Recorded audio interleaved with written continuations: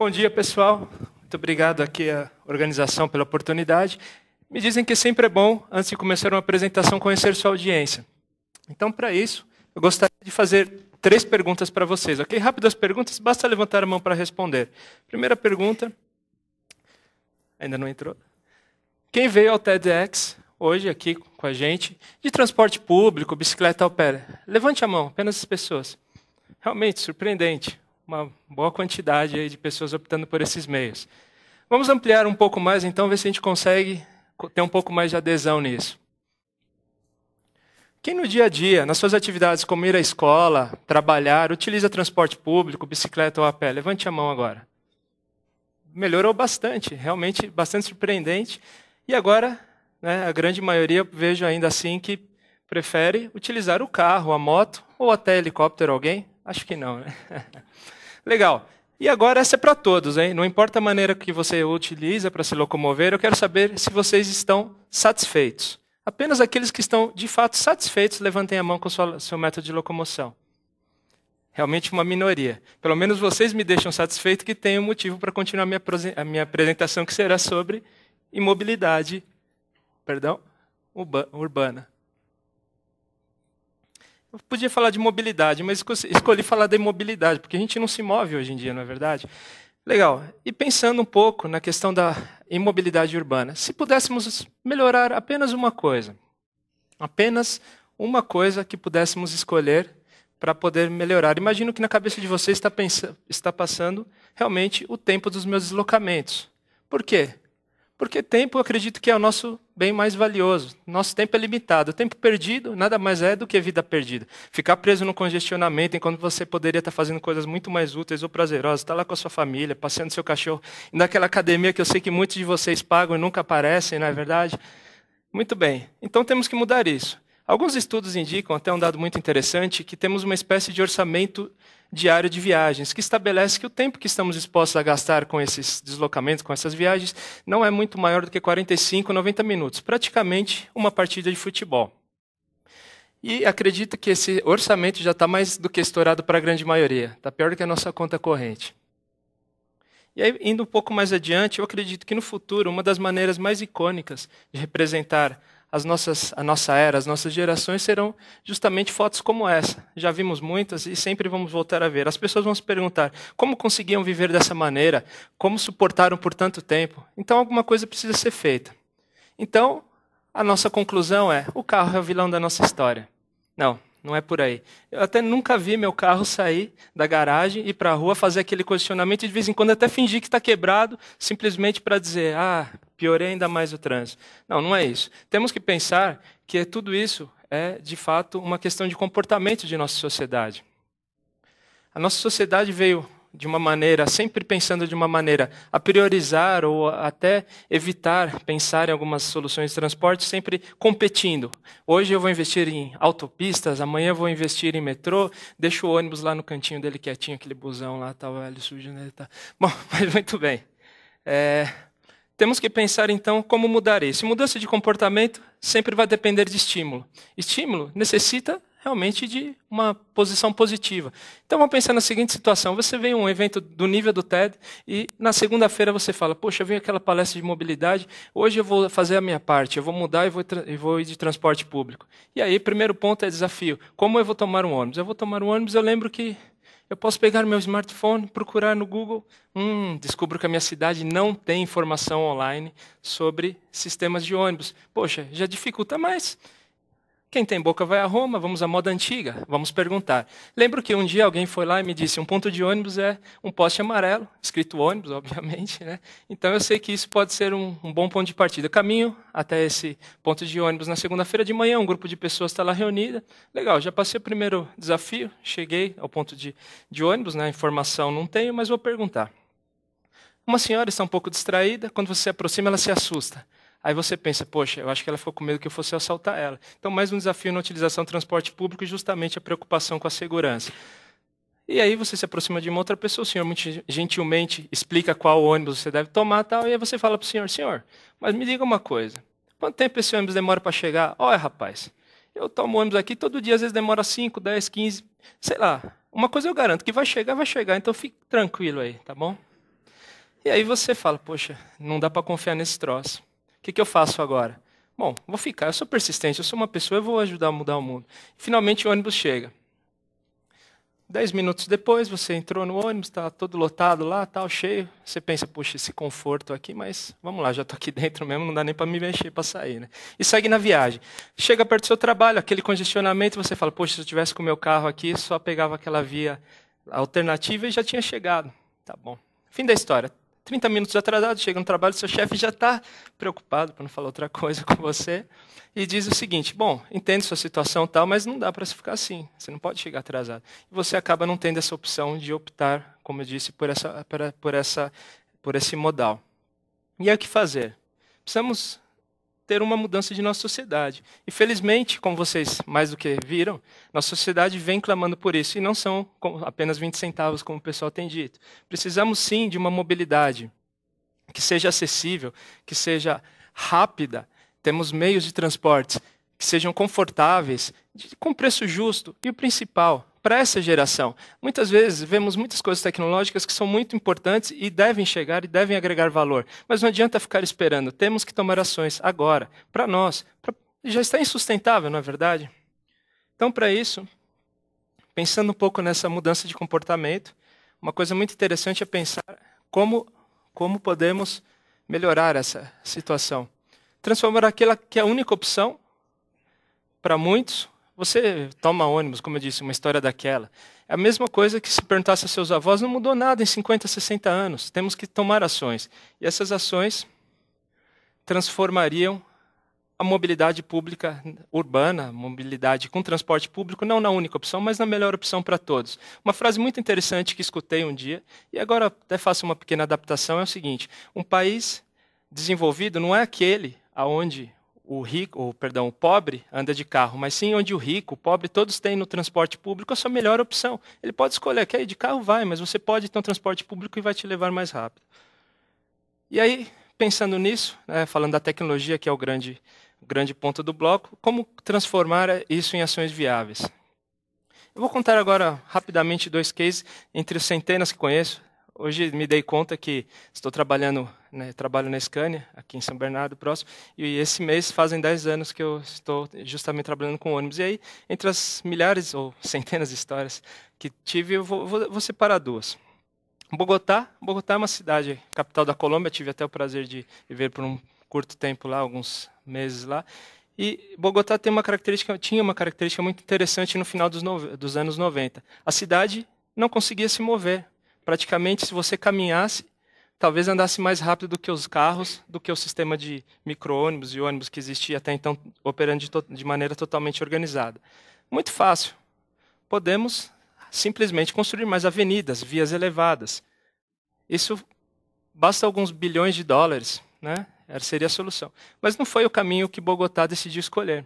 Inspirado até por um modelo que foi criado aqui no Brasil, no final dos anos 70, na cidade de Curitiba, até então o prefeito era o senhor Jaime Lerner, construiu-se corredores de ônibus, praticamente com uma operação semelhante a um sistema de metrô, com sistemas alimentadores, estações modernas, limpas, seguras, tudo aquilo que naquela minha história eu disse que não existia, com confiança, informação. E aí a cidade começou a ganhar um sistema de transporte que foi construído em apenas 2 anos. Não sem muito trabalho de planejamento, muita ação pública e da própria população, mas isso aconteceu. Eu vou mostrar agora alguns números que indicam o sucesso dessa aplicação, dessa operação.